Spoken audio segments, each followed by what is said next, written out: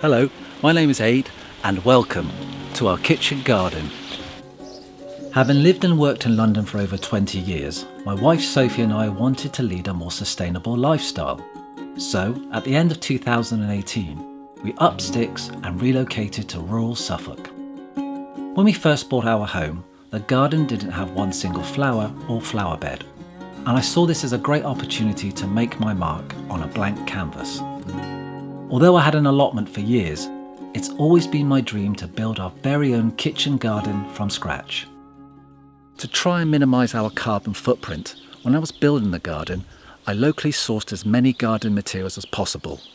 Anything that got dug up or chopped down in the process has gone back into the garden either as mulch or chippings, or it's helped us to create our bug hotel. Built in the corner of the kitchen garden, we call this bed Bug Metropolis, and it's purely for our bees, butterflies and pest-eating critters. With somewhere to stay and a whole range of plants to feed on, in return, not only do they keep pests at bay, but they help pollinate our plants. As the soil out here tends to be heavy, I opted for raised beds. Not only are they good at retaining heat and moisture, they help extend my growing season. Also, everything I put into the raised bed is peat-free, and that is important to me. Judging by my plants, they seem happy. And so does Daisy.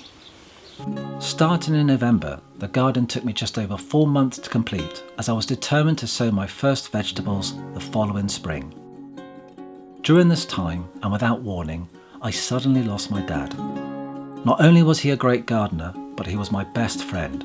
So the build became a very therapeutic process, helping me to absorb and deal with my grief.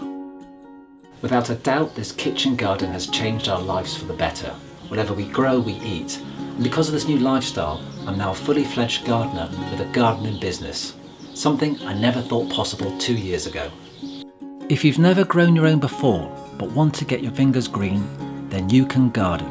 Similar to plants, I believe a person just needs to be nurtured, supported, and given the confidence to grow. Whether it's a few herbs on a windowsill, an allotment, or even a kitchen garden, just go for it.